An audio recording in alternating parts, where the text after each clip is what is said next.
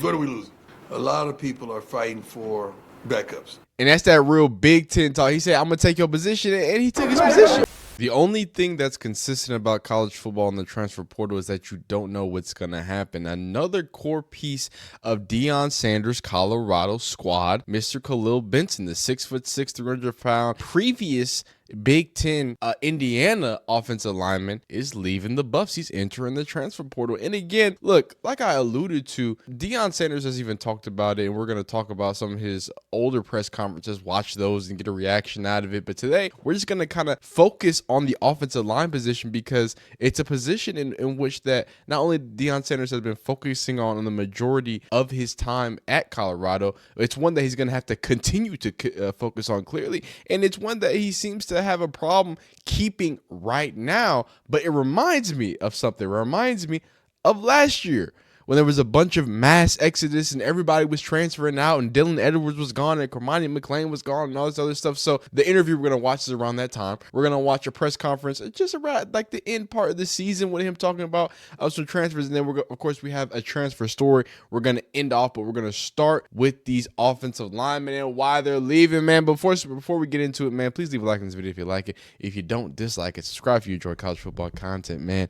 Let's hop right into it. I want to hop into something really quick, fast, and in a hurry, and it's the fact that Khalil Benson can be added to the names. You could add to Jeremiah Brown, but he jumped out of the portal. And then Nikhil Hill-Green and Trevor Woods. And Trevor Woods, of course, is still in the transfer portal. And Nikhil Hill-Green is in Alabama. So the University of Alabama, not Birmingham, not UAB, not Auburn, like the real deal spiel. So I think, and I find it very interesting that it's not just like Deion Sanders would allude to, just, non-starters transferring out, even though you would assume and presume with some of the people that they have going on, and we will show you some other 6'6" alignment that they have lined up in the next few days, you would assume that Mr. Khalil Benson and even Colorado center Hank Zelenkas might think that they have a chance to go ahead and get some more playing time, but they gave up on it. Not gave up on it, but I clearly see the writing on the wall. And that quick little thing from Mr. Khalil Benson is interesting because this is a throwback video from the beginning of last year, from the beginning of 2024, and kind of how they were talking greasily. So let's get into this, how people were talking. That's cool. Hands off, come on. That's cool. Listen, dog. Listen, bro. I don't need that. I haven't been here. You got guys that come in and take your stuff. I'm telling you, I'm one of the one. I'm one of the one. No. I'm going to let you know that right now. Toughen up, bro. You been here. Toughen up, you been here. You been here. I guarantee you. Hey, man, he talking that talk. And that's that real Big Ten talk. He said, I'm going to take your position, and he took his position.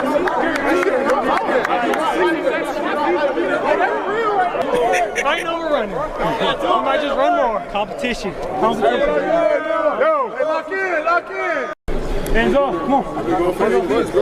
I like it, man. I like when it gets a little testy, but you go from here saying that, hey, man, I'm that dude, I'm that guy, I'm that alpha, to hopping in the transfer portal. And he did play 9 games for the Buffs, so I think it's interesting. But I think more interesting, these transfers, we can talk about how bad it is and yada, yada, yada, XYZ, but you got more coming, all right? 6'6", all right?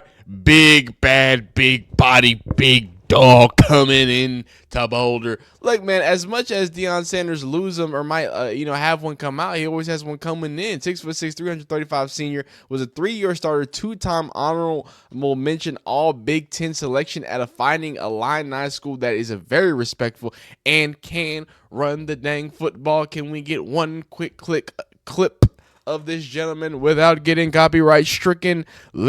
Let's see. 44 seconds here. Can we got it. We're gonna have to skip around here. Show me.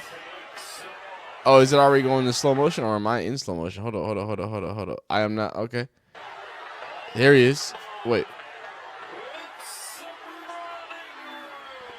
That was him? First down for Illinois. Where's he at? Hold up. Is that him right there? Or is this him? Where is he? You lied to me. Illinois' offensive line at the edge of the transfer portal in someone Colorado needs to purchase 66. Where is he? Can y'all show me where he is? Yeah. I saw everybody moving bodies, and I saw a lot of big dudes. Okay, so I guess just take it from them that there's a big body, big bad, big boy that can get the movements, and they've got another lineman coming from Louisiana Tech, but we talked about that. So let's just throw back to when there was a lot of people leaving in the transfer portal. Hey, Coach. How you doing? Good, how are you? Nick Edwards, Hughes Sports Report. As you're losing some guys to the portal, what are you looking for to reestablish? What position groups are you hunting in the transfer portal? I wish you guys do a little more homework when you start talking about the portal and understand what we losing. What are we losing? I got time today.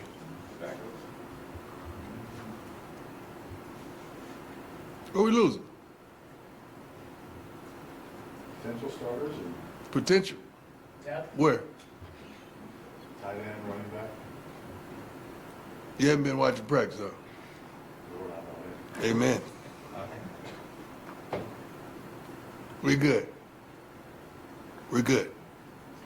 I trust the recruiting team. I trust our coaches. And please have some faith in me. We good. We all right.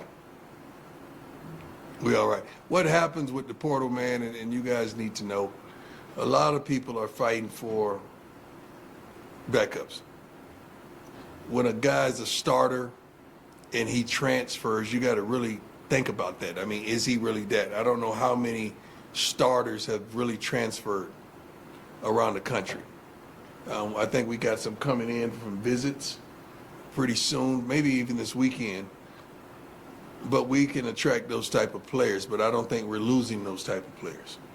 Now, we're going to have a whole separate video talking about the people that transferred out, going through the full press conference. And so be on the lookout for the rest of that, because we're not going to stay on this one because we have more interviews to talk about. So this was right back. This is August 2023. So this is even before. This is way throwback talking about it. But just speaking on these words, the thing about Colorado now is that they're so good. Not, let me reframe it.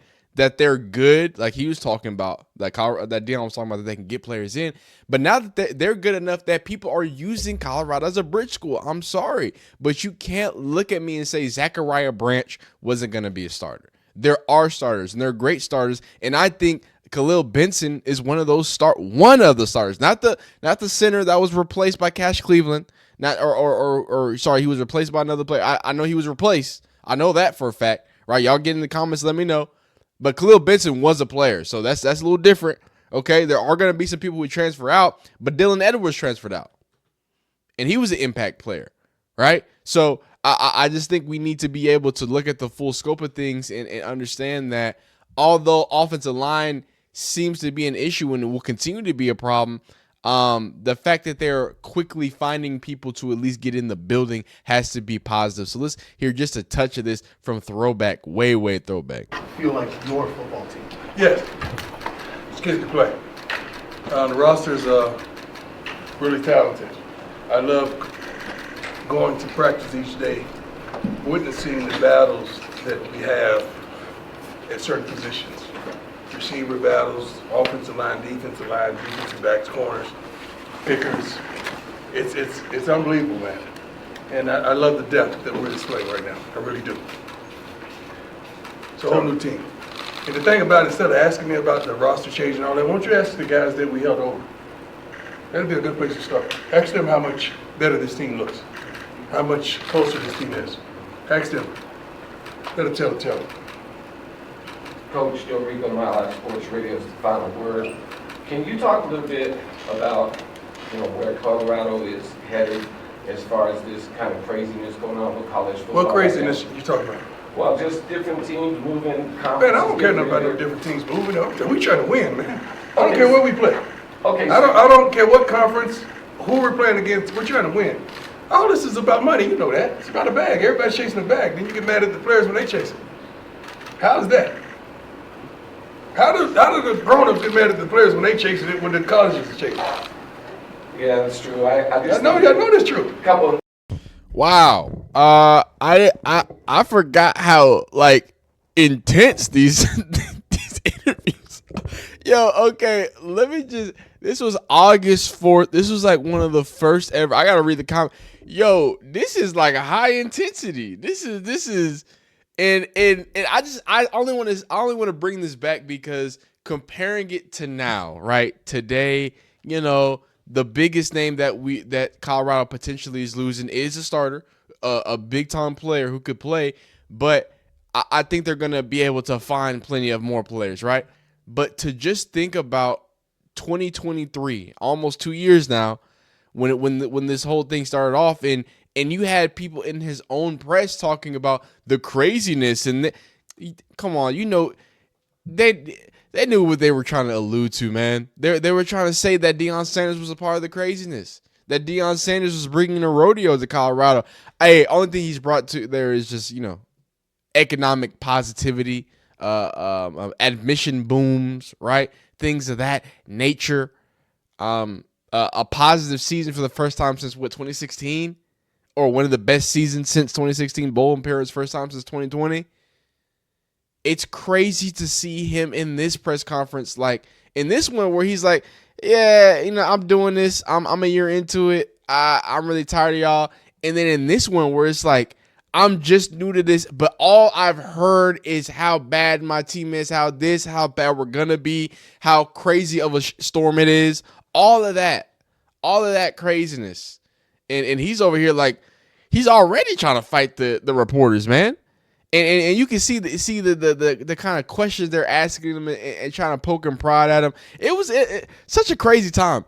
Such a crazy time to think about that. And I only bring that up again just to think about how things have evolved with Colorado, how things have evolved with Deion Sanders. I mean, again, under the radar, more linebackers coming in to visit, right? So there's a continued and concerted effort to continue to get great bodies into that door and into Boulder. So it's just so crazy that, of all people, Deion Sanders had to kind of be put to the fire on these things, specifically the transfer portal stuff. I'm not gonna sit here and say, "Oh my God, Deion Sanders is wrongly, unjustly done," because there's plenty of coaches who get grilled harder for other things. But I just felt like when he said, "Yo, this is what it is in modern college football. There's gonna be major changes, and we're just operating in them." Everybody looked at him like he was the one with the chicken with his head cut off. So it's interesting to see now.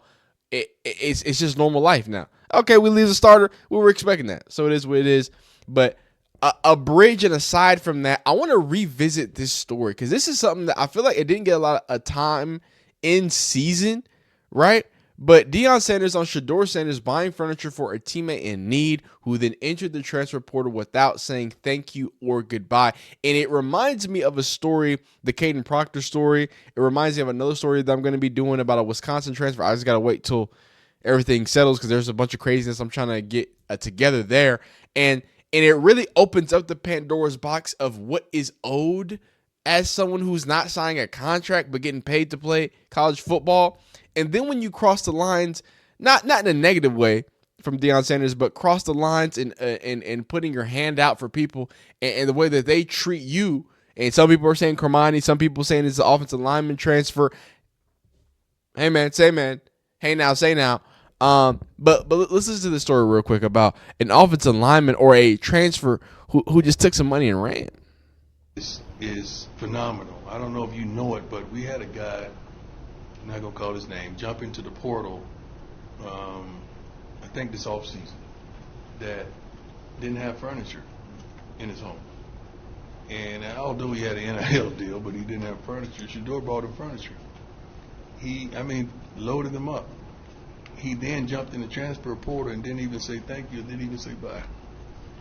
But he don't trip because he's blessed enough to do it. But that's who this young man is. And he's always been, that's why I call him grown. He's always been mature for his age and for the stage of life that he's in right now. He has a sense of humor, sense of maturity, and he's a phenomenal human being. I'm proud of him. I'm proud of him as a young man.